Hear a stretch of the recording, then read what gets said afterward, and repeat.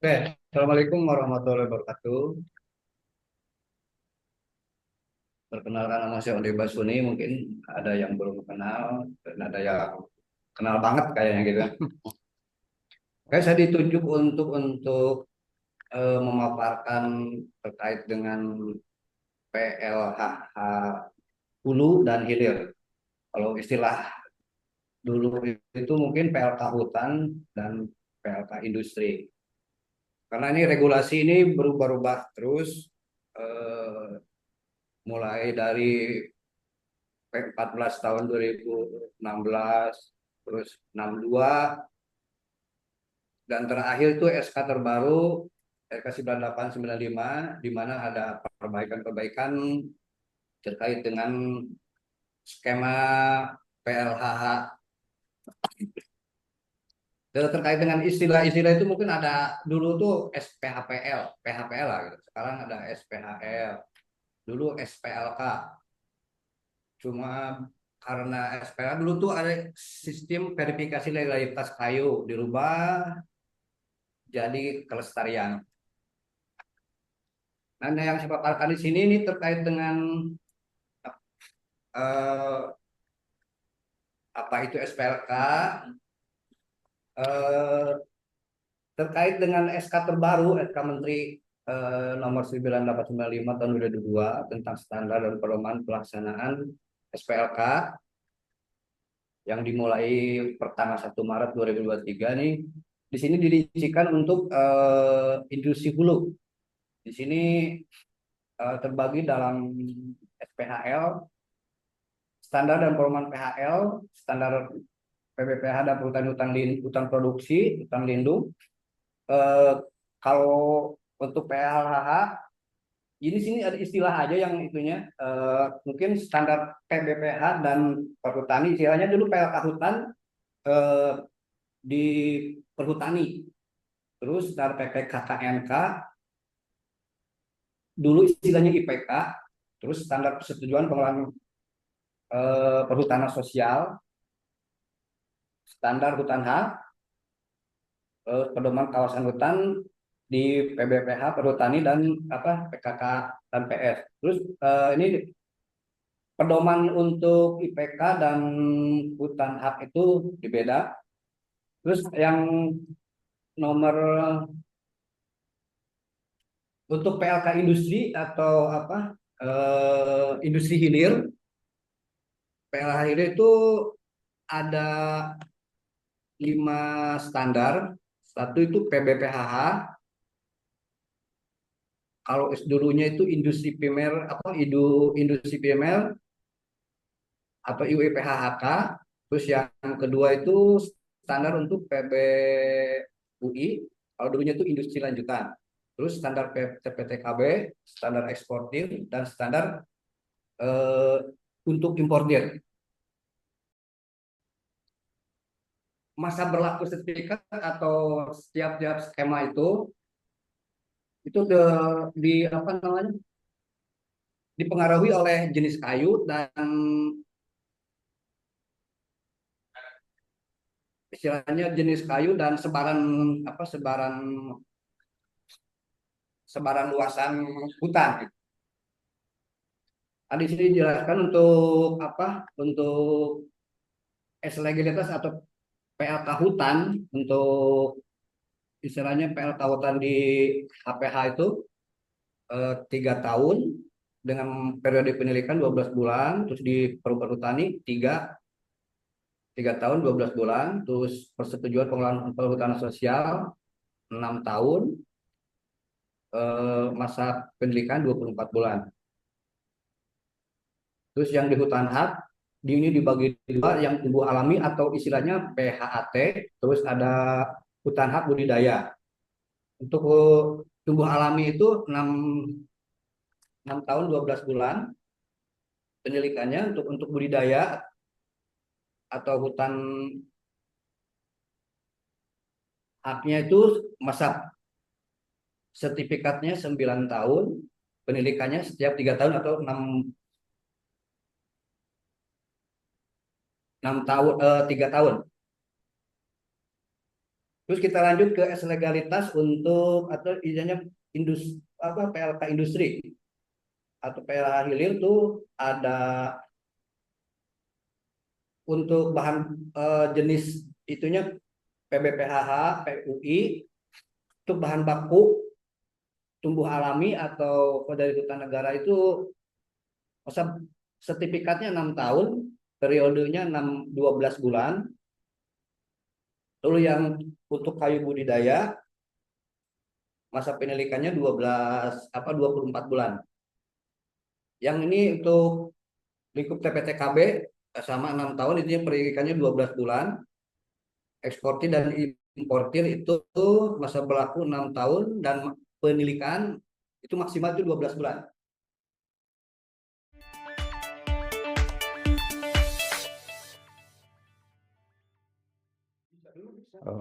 Selamat siang, Assalamualaikum warahmatullahi wabarakatuh. Baik, jadi untuk melanjutkan sharing knowledge ini, eh, terutama yang di PHL ya, ini sebagai informasi. Baik, bisa sampaikan mengenai materinya. Ini akan disampaikan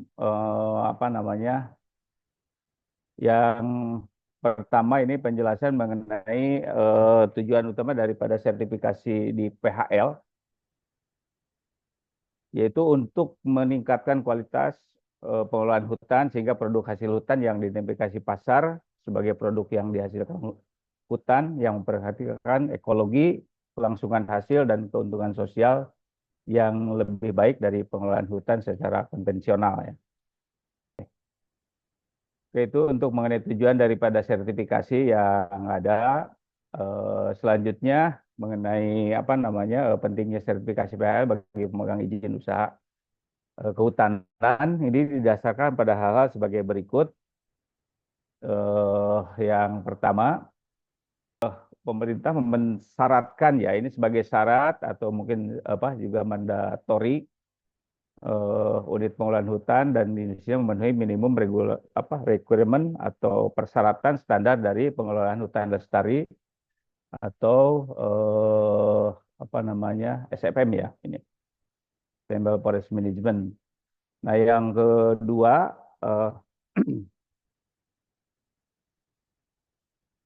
mengenai pasar internasional green buyers mensyaratkan produk hutan yang ramah sosial maupun juga ramah lingkungan ya.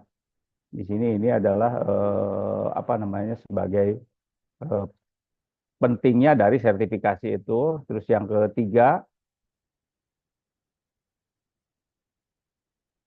mengenai tekanan dari lembaga keuangan terhadap investor untuk membangun green atau image ya. Jadi ini juga bagian daripada keberadaan desertifikasi ini bagi pemegang izin. Terus yang keempat,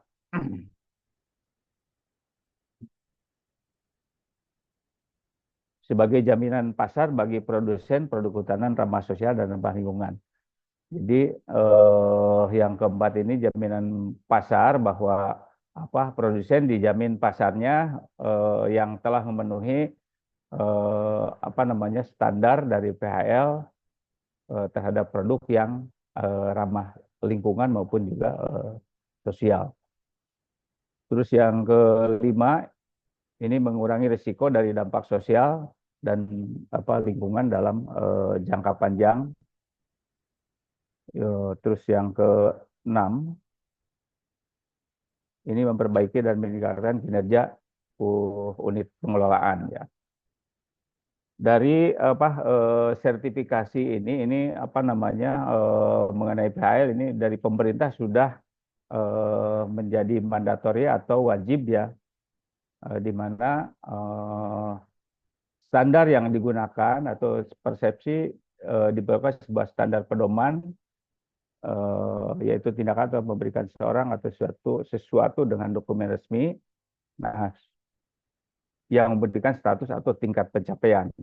Nah, pedoman yang digunakan atau standar yang diterapkan untuk SPLK maupun SPHL adalah Peraturan Menteri Lingkungan Hidup dan Kehutanan Nomor 8 Tahun 2021, yaitu tentang tata hutan dan penyusunan rencana pengolahan hutan, pemanfaatan di hutan lindung dan hutan produksi, serta Keputusan Menteri Lingkungan Hidup dan Kehutanan Nomor SK 9895 tentang standar dan pedoman pelaksanaan sistem verifikasi legalitas dan kelestarian, yang saat ini khususnya di SK 9895 ini sedang dilakukan revisi ya, atau mungkin penyempurnaan kembali, dan ini masih dalam proses.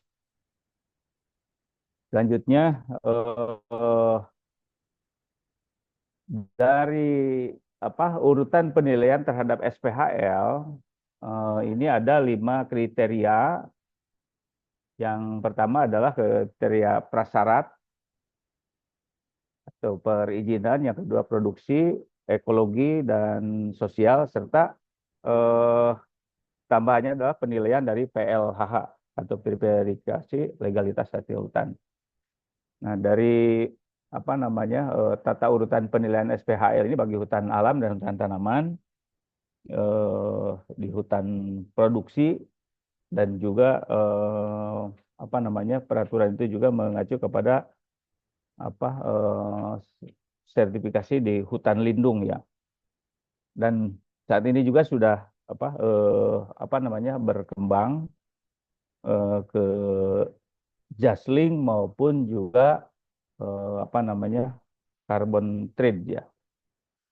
Dan untuk Jasling maupun juga karbon ini belum belum dapat berjalan, masih dalam proses di tingkat regulator ya. Terus dari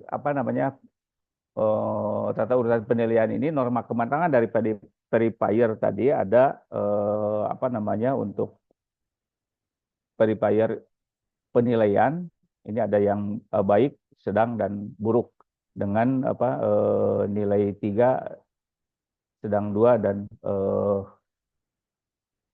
buruk 1 ya.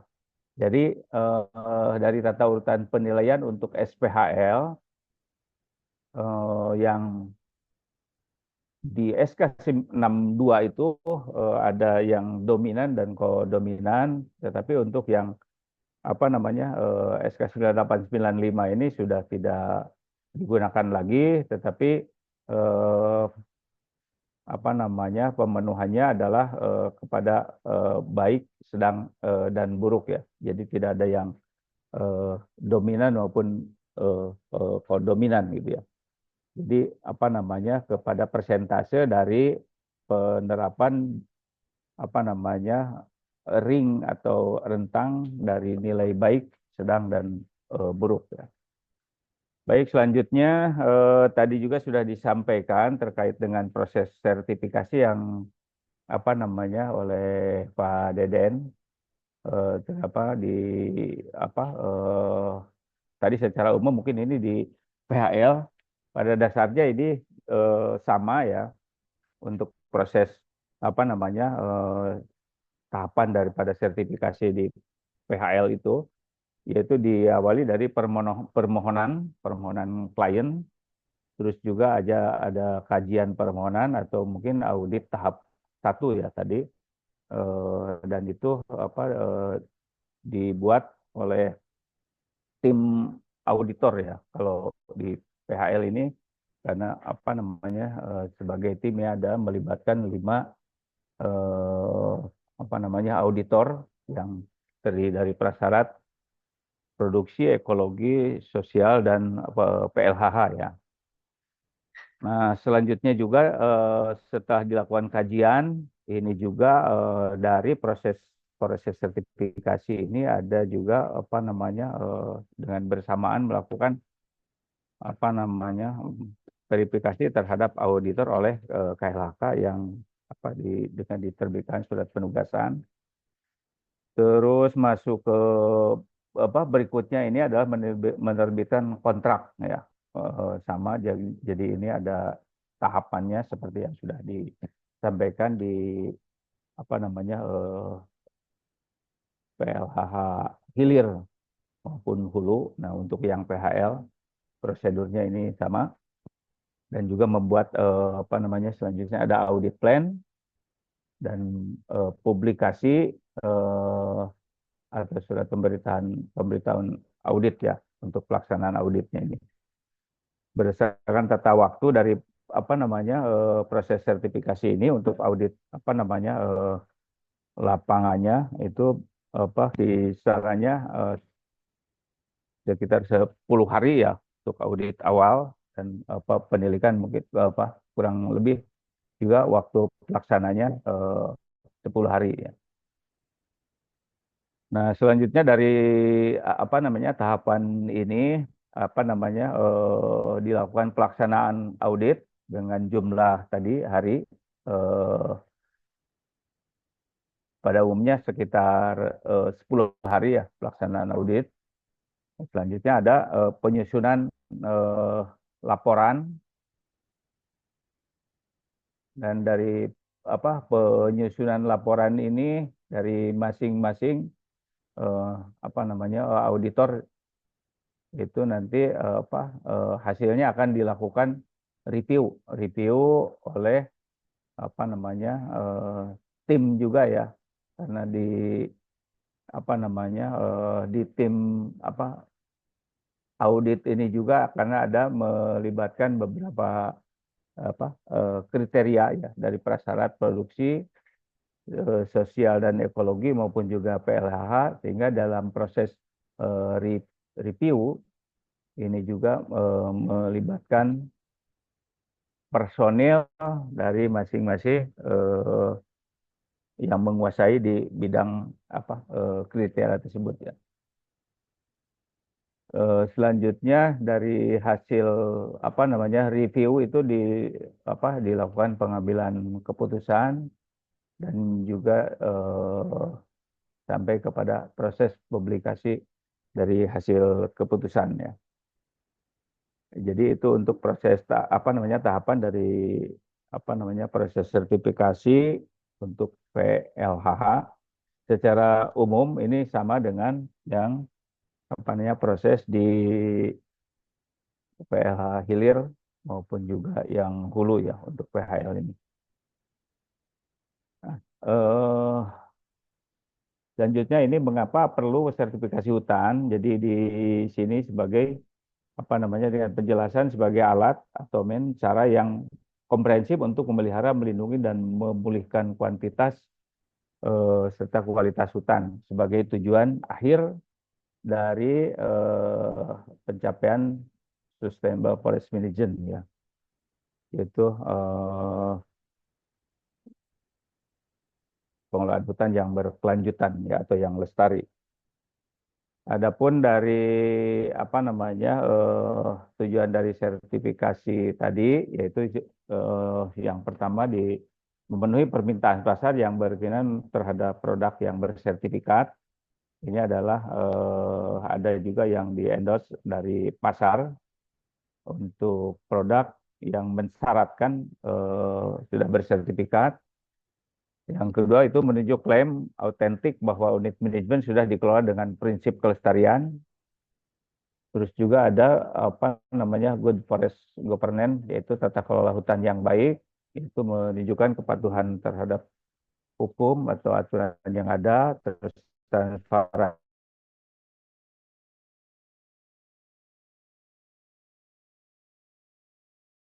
keterbukaan, dan ekonomi dan barang yang baik itu. Terus mengurangi risiko lingkungan hidup dan sosial, adanya persyaratan lingkungan dan sosial dalam apa namanya sertifikasi forest management ini atau sustainable forest management yang mendorong UM untuk memperhatikan isu-isu lingkungan dan sosial baik di biodiversity, hak asasi manusia, masyarakat adat, konflik tenurial dan lain-lain. Jadi konflik-konflik yang ada di masyarakat baik itu apa namanya apa ya pengakuan atau klaim ya terhadap dari masing-masing antara pemilik izin maupun juga dengan masyarakat yang ada di sekitar kawasan. Nah, terus juga ada hutan sebagai aset publik untuk berkontribusi dalam pembangunan ekonomi dan meningkatkan kesejahteraan. Jadi secara apa namanya keseluruhan apa namanya untuk proses SFM ini sekedar informasi ya. Jadi apa pengelolaan hutan lestari ini sudah berlangsung apa cukup lama dan secara umum mungkin untuk yang ada di Indonesia bahwa apa namanya pemilik atau areal-areal yang apa hutan produksi itu sudah melakukan sertifikasi baik itu dari PLK maupun juga SPHL. Nah, kondisinya saat ini karena ada dipengaruhi oleh apa namanya pasar sehingga ada beberapa yang apa namanya areal atau pemilik lahan ini yang tidak melakukan operasi atau sehingga apa mengakibatkan apa namanya apa eh, vakum ya atau tidak berlanjut ya untuk kegiatan saat ini. Barangkali itu Pak Deden dan rekan-rekan semua untuk pemaparan terkait dengan sharing di eh, pengetahuan terkait PHL. Demikian yang disampaikan. Mohon maaf. Terima kasih. Assalamualaikum warahmatullahi wabarakatuh.